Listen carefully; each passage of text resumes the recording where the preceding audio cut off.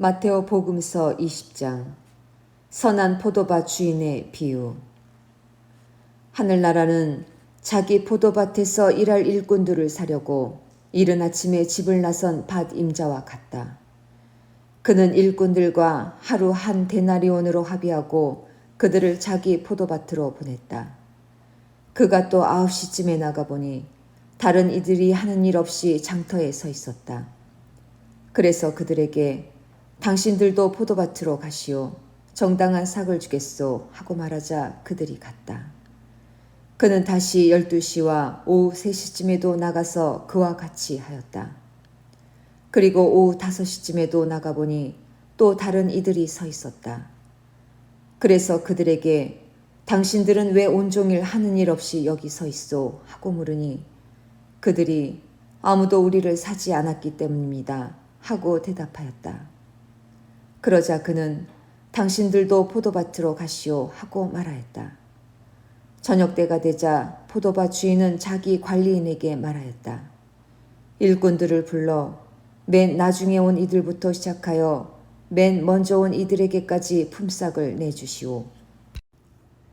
그리하여 오후 5시쯤부터 일한 이들이 와서 한 데나리온씩 받았다.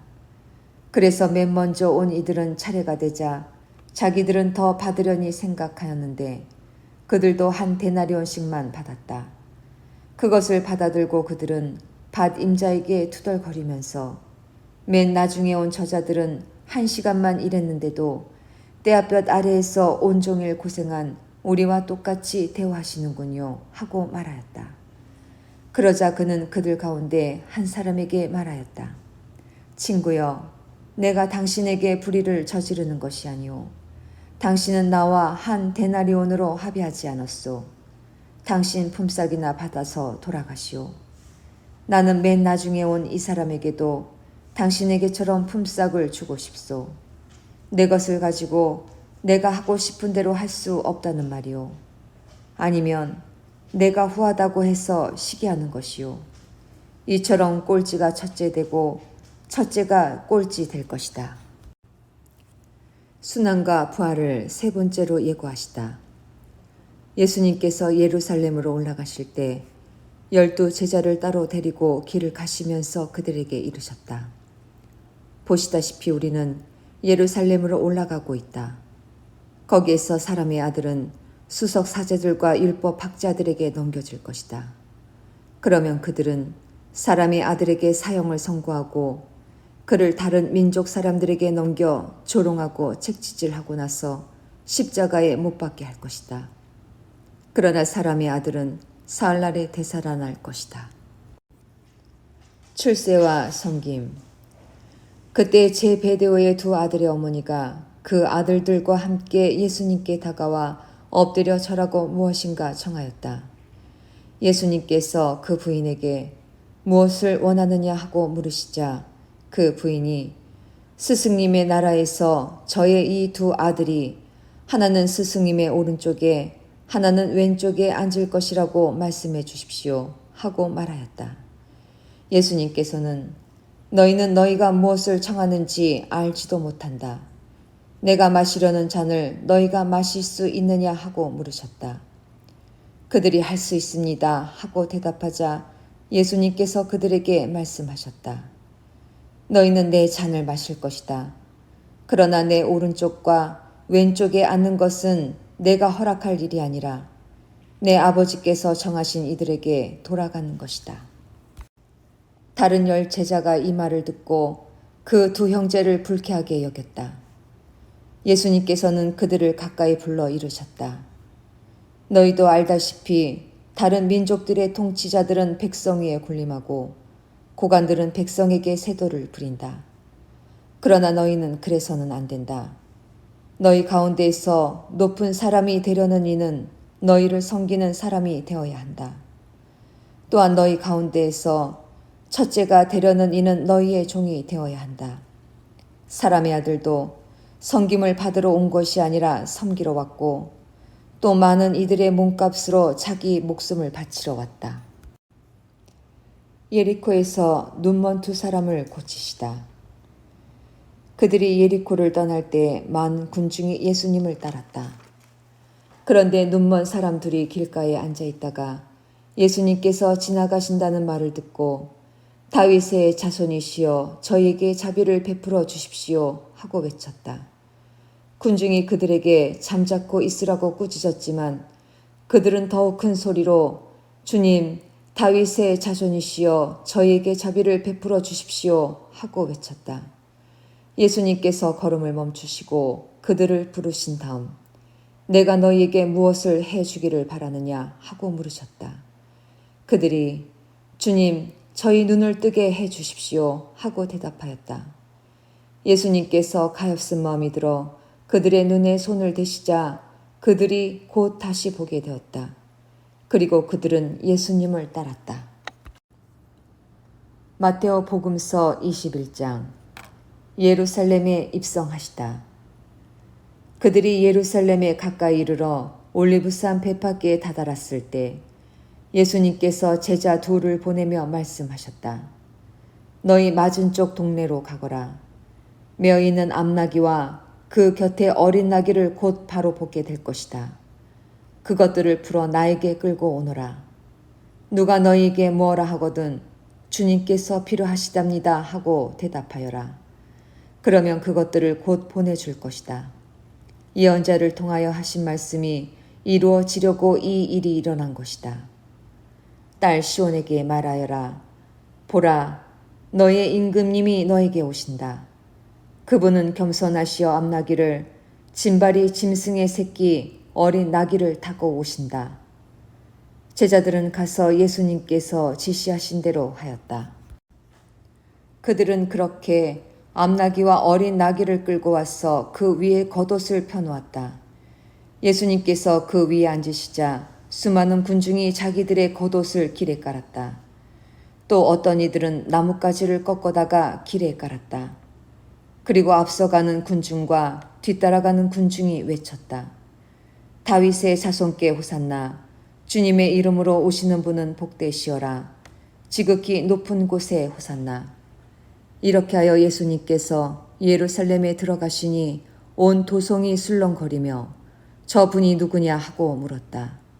그러자 군중이 저분은 갈릴레아 나자렛 출신 예언자 예수님이요 하고 대답하였다. 성전을 정화하시다. 예수님께서는 성전에 들어가시어 그곳에서 사고팔고 하는 자들을 모두 쫓아내시고 환정상들의 탁자와 비둘기 장수들의 의자를 둘러 엎으셨다. 그리고 그들에게 말씀하셨다. 나의 집은 기도의 집이라 불릴 것이다 라고 기록되어 있다.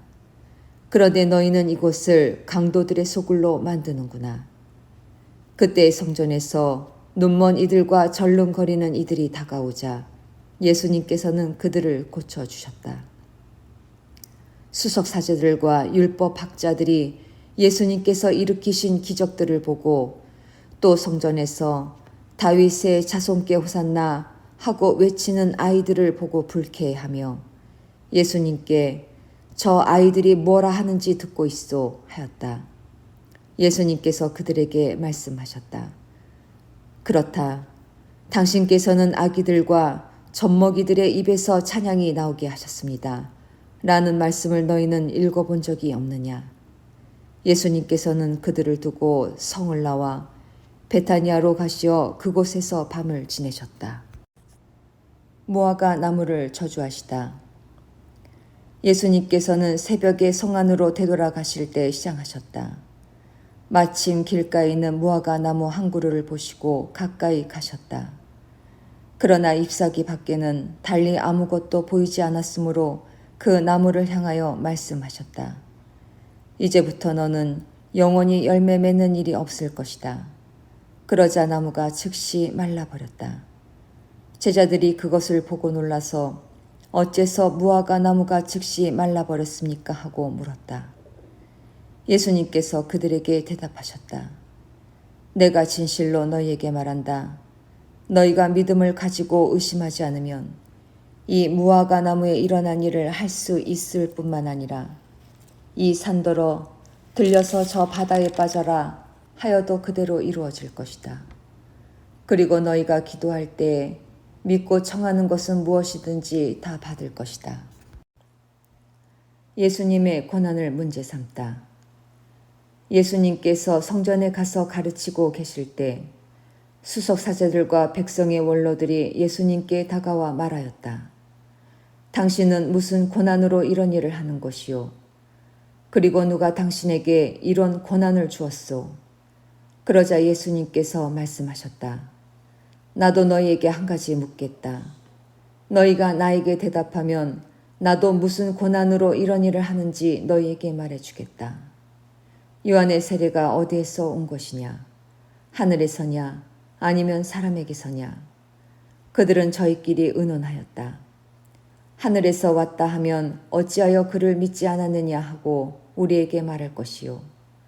그렇다고 사람에게서 왔다 하자니 군중이 두렵소. 그들이 모두 요한을 예언자로 여기니 말이오. 그래서 그들이 예수님께 모르겠소 하고 대답하였다. 그러자 예수님께서 그들에게 말씀하셨다. 나도 무슨 고난으로 이런 일을 하는지 너희에게 말하지 않겠다. 두 아들의 비유. 너희는 어떻게 생각하느냐?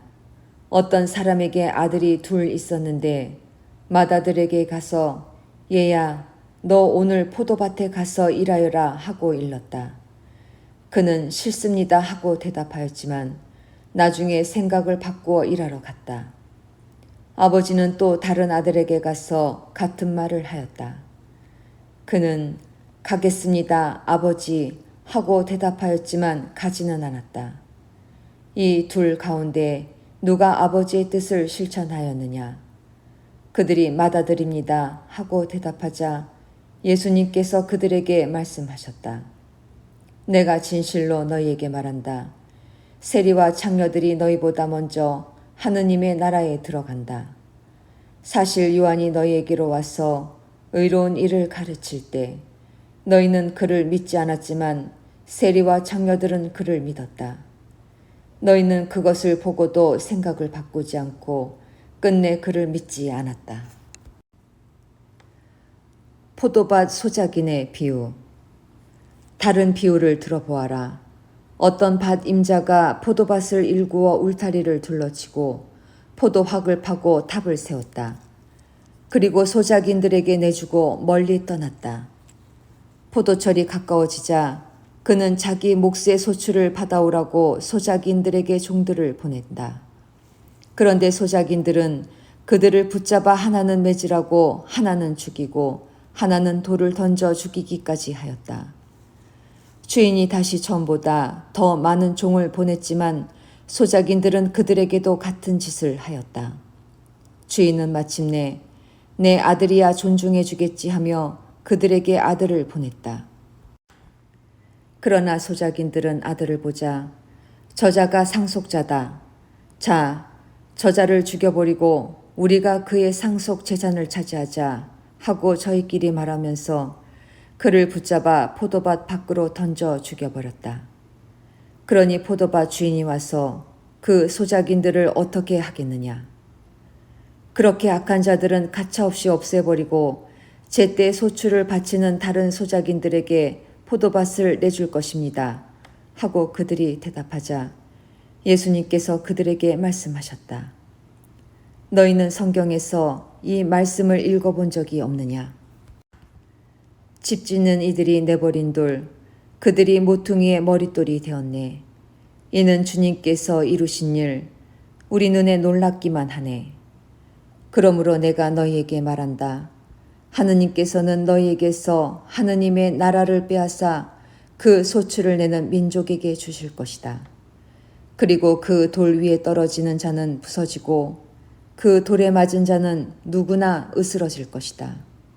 수석 사제들과 바리사이들은 이 비유를 듣고서 자기들을 두고 하신 말씀인 것을 알아차리고 그분을 붙잡으려고 하였으나 군중이 두려웠다.